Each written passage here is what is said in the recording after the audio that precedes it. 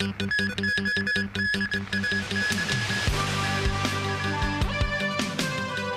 restaurants fined $2,000 each for repeatedly violating the new regulation on disposable plastic products. Panama's president says the Panama Canal will remain in his country's control after Donald Trump threatened to retake it. And Trump says he favors allowing TikTok to keep operating in the U.S. for at least a little while.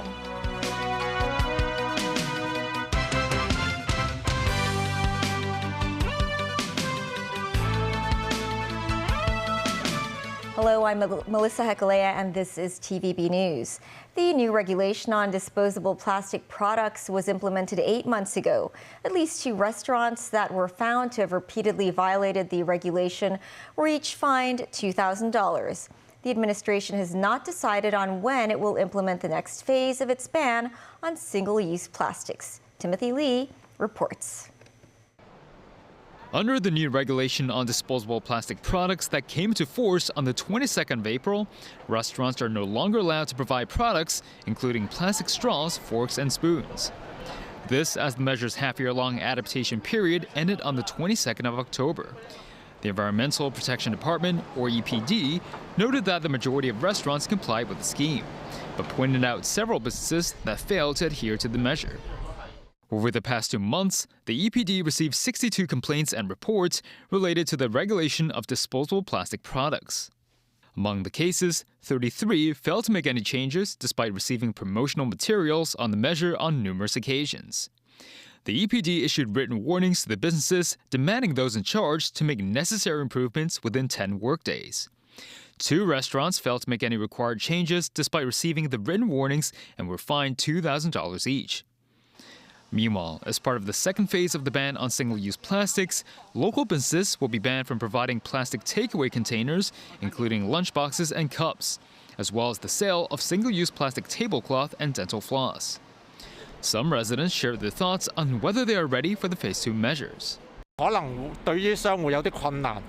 This man said it may prove challenging to many businesses, adding that a number of stores selling bubble tea still use fully sealed plastic cups for their drinks. While this man noted there's no need to expand the scheme, stressing that lunchboxes are essential for takeaways. Originally set to be implemented next year, authorities said there's currently no strict schedule for the implementation of Phase 2 of the ban. The government noted it will wait to push forward with the scheme until there are suitable and affordable replacements in the market. Timothy Lee, TVB News. A 72-year-old male worker died after he was involved in an industrial accident in Shengshui, where he was hit in the head by water pipes. This as the Association for the Rights of Industrial Accident Victims said sentences remain too light for offenders of the Occupational Safety and Health Ordinance, despite the government having earlier increased penalties. Timothy Lee reports. Authorities could be seen searching the trailer that carried the water pipes after the incident. The police received reports at around 10 this morning of a male worker having been struck in the head while transporting water pipes in Bangkok Village. He was confirmed dead after he was sent to the hospital. Preliminary investigations revealed that 4 water pipes and a wooden log tumbled and struck the male worker after he loosened a strap that secured the water pipes on the trailer. His head was bleeding at the time when he was brought to the hospital. This as several other industrial accidents have occurred in the city over the past year. Some construction safety specialists reminded workers to fully adhere to all safety instructions while at work. Meanwhile, the Association for the Rights of Industrial Accident Victims noted the Labor Department recorded 21 fatal industrial accidents this year as of the 18th of this month, while they recorded 75 cases on their own as of the 22nd of this month. 19 of these cases consisted of warehouse logistics incidents, a major increase from the 5 cases last year. Earlier, the government amended the Occupational Safety and Health Ordinance, having raised the fine for serious offenses to $10 million. To combat the rising number of industrial accidents, the association suggested increasing training hours for accident-prone jobs, as well as stricter requirements for renewing relevant licenses.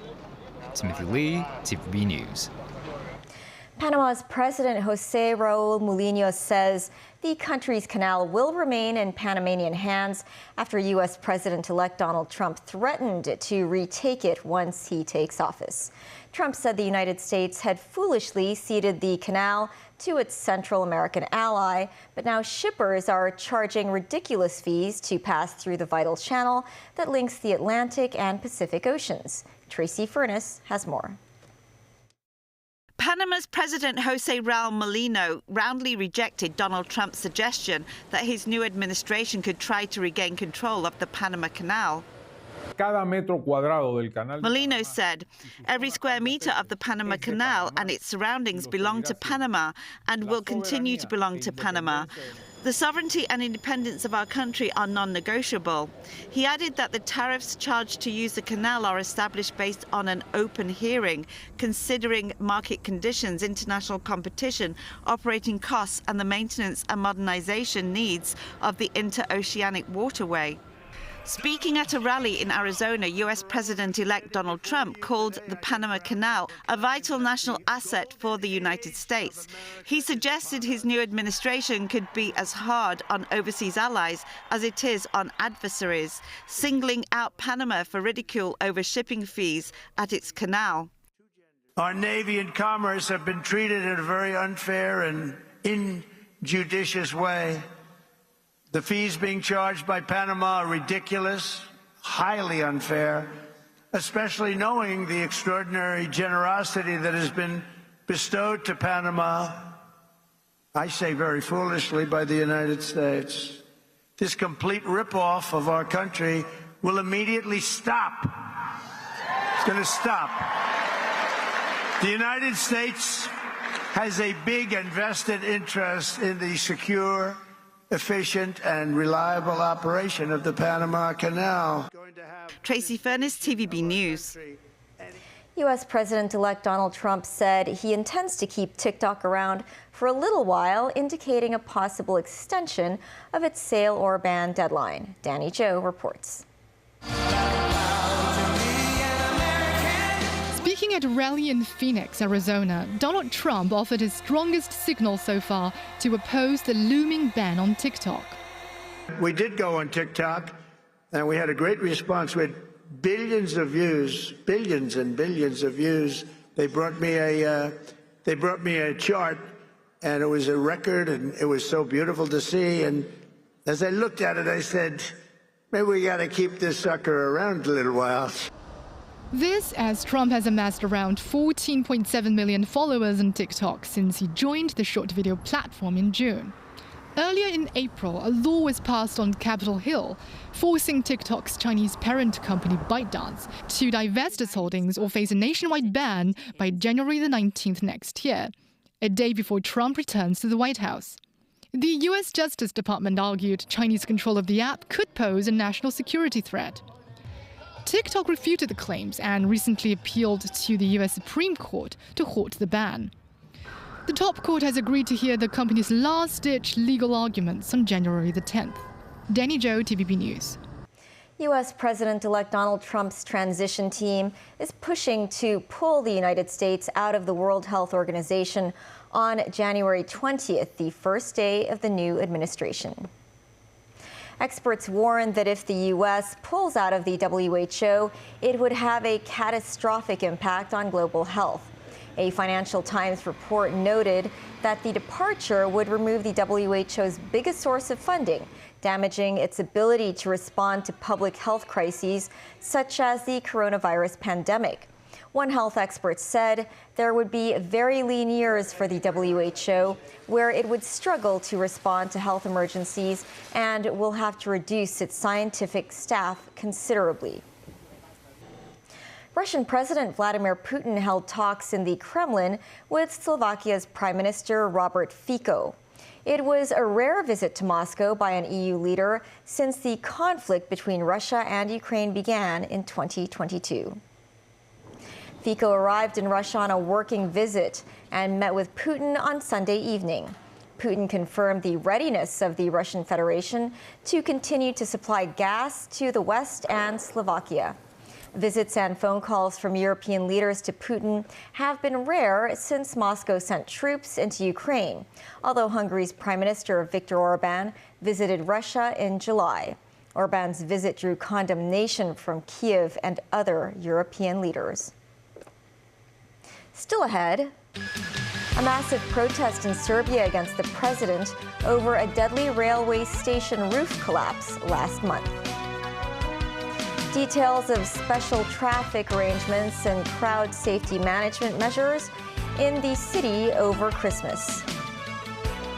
And an e-corridor with facial recognition technology at the Chungying Street checkpoint in Chateaucoq.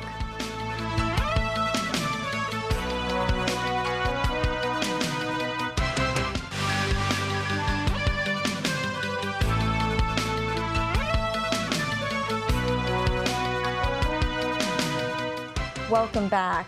Tens of thousands of people streamed into a central square in Serbia's capital Belgrade on Sunday for a rally against populist president Alexander Vučić and his government. This as Vučić's tight grip on power is being challenged by weeks of street protests led by university students. Daniel Rao tells us more. The rally at Belgrade's Slavia Square, one of the largest in recent years, was called by students and farmer unions. It was part of a wider movement demanding accountability over the November 1st collapse of a canopy at a railway station in northern Serbia that killed 15 people. Smaller rallies were also held in the cities of Niš and Kragujevac.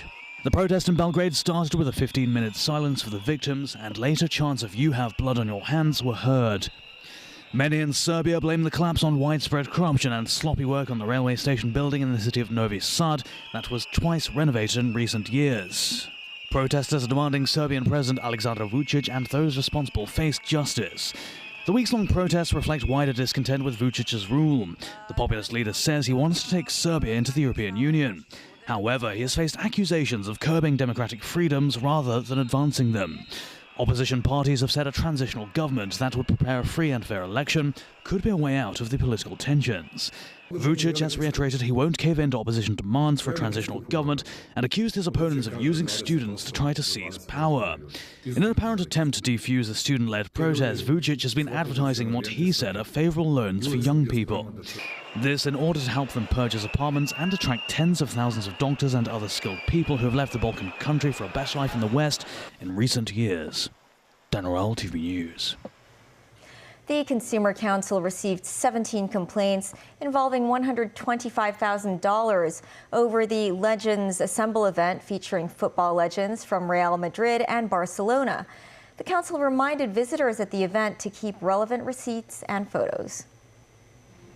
Authorities already contacted the event's organizers, who said they will follow up on the situation within 2 days. Around 30 football fans were estimated to have been affected. The event took place on the 22nd of this month at Hong Kong Stadium. Some fans paid around $7,000 for tickets to watch the match and a meet and greet session. However, the meeting was unexpectedly canceled. The organizers earlier said the players left early to prepare for the match, but maintained contact with their respective football fan clubs. A man was today sentenced to jail for 4 years and 1 month after being convicted of rioting and conspiracy to wound with intent. The man was involved in the Yuen Long MTR incident in 2019. On the evening of July 21st, 2019, the 46-year-old defendant was said to have thrown items, including wooden sticks, at protesters on Longwo Road and near the Yuen Long station. The district court judge said, while no evidence shows the man had injured the protesters, the court took into account his acts of encouraging other white-clad men to take part in the incident. He was given a jail term of 4 years and 1 month. The Practicing Pharmacists Association of Hong Kong today urged the public to stay away from drugs during the holiday season. Mimo Singhai reports. Christmas brings together family and friends, and alcoholic drinks tend to be included in the festive celebrations. The Practicing Pharmacists Association of Hong Kong today said residents need to pay attention to the use of space oil, a kind of liquid which often contains etomidate, over the festival period. The association says space oil has seen an increase in popularity, with more than 90 cases involving the substance in the first 10 months of this year, compared with 8 cases in 2023. Etomidate can lead to such symptoms as fast irregular heartbeat, dizziness, and breathing problems. If in conjunction with alcohol, it's very likely that it will potentiate the side effects, because both will make the person breathe slower, and then also will affect the heart. We don't want any tragedies happening. Zhang has also reminded the public not to depend on alcohol metabolizers that claim to have the functions of keeping individuals sober so they can drive after drinking. Ms. 9, TVB News. The police will implement crowd safety management and special traffic measures in the city over Christmas. Between 2 p.m. on Tuesday and 5 a.m. on Wednesday, Lan Kwai Fong and its surroundings will be closed to traffic. Starting from 6 p.m. on Tuesday, multiple roads in Tsim Sha Tsui will be closed to traffic, including Granville Square and the U-turn slip road leading from eastbound to westbound Salisbury Road. The police said the measures will be implemented in line with the traffic and crowd density in the areas. And starting from today, valid closed area permit holders can register for the use of an e-corridor which has facial recognition technology at the relocated Chung Ying Street checkpoint in Sha Tau Kok. Mimo Singai has details. The relocated Chung Ying Street checkpoint is situated next to a Sha Tau Kok landmark, the Salmon House. The checkpoint was built with grey bricks and features Chinese-style windows. Among the different photo spots, this one shows the Sha Tau Kok branch, which has been suspended. The checkpoint has 2 sections, the e-corridor and the manual corridor. Starting from today, valid closed area permit holders can register for the use of the e-corridor, which has facial recognition technology. Those who have not registered will need to use the manual or cargo corridor. Some people said the new contactless channel is convenient. I think it's instant. I'm very impressed. Chief Secretary for Administration Eric Chen inspected the checkpoint. He later used the contactless channel. The Secretary said he hopes the introduction of the e-channel can enhance the checkpoint's efficiency while showcasing Hong Kong's digital technology advancements. Ms. 9, TVB News.